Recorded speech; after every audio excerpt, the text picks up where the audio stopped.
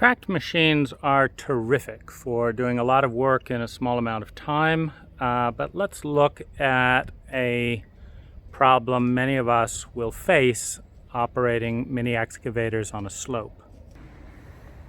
So in this job, I'm reinforcing a failing railroad tie wall with these boulders, and it's often at the most awkward point that a track will fall off. It doesn't fall off at a nice easy flat point, which would be easy to put back on again. So I thought I'd go through the technique, or one of the techniques when possible, of getting a track back on. So the first thing is you want to keep the teeth of the track on. So in this case, it was the non-toothed part of the wheel, the front portion here, which came off, and that left the teeth of the wheel back still in place. So that's good, because you need the teeth to help pull the wheel back on.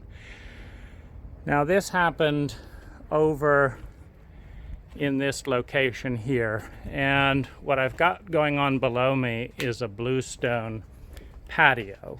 So I've lost my ability to stick the bucket down on this without doing damage.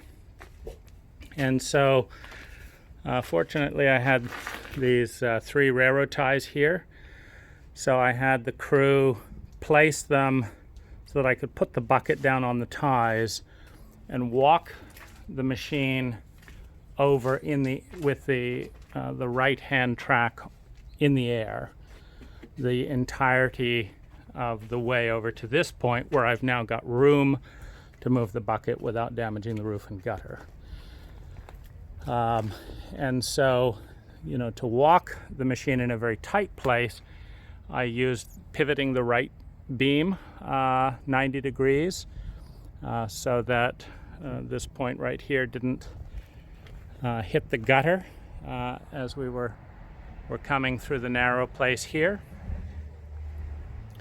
And once I'm in this position here, it's great because there's no house to damage.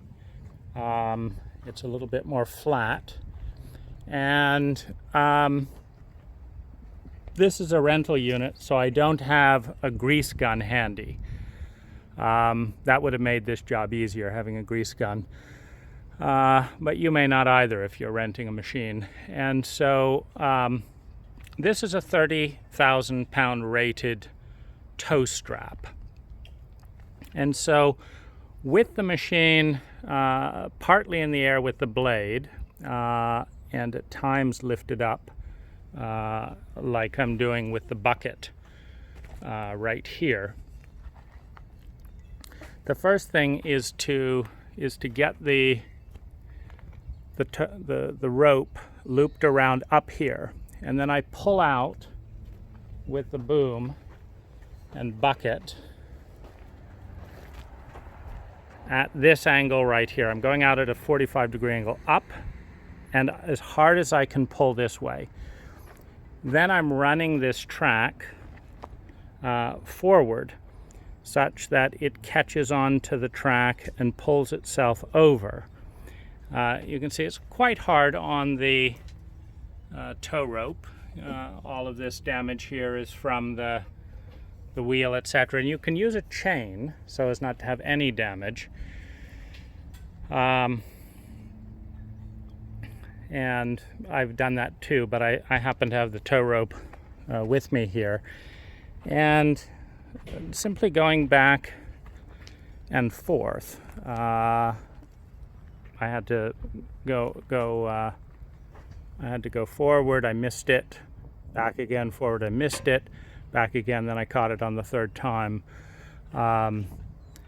You can then use the teeth of the track to propel the track back onto the wheel and be good to go. In this case, we're in about 25 minutes in from the track falling off over there. It took about 15 minutes to walk carefully over. You can see the damage done to the ties. Those are the damage I don't want to have done to the bluestone.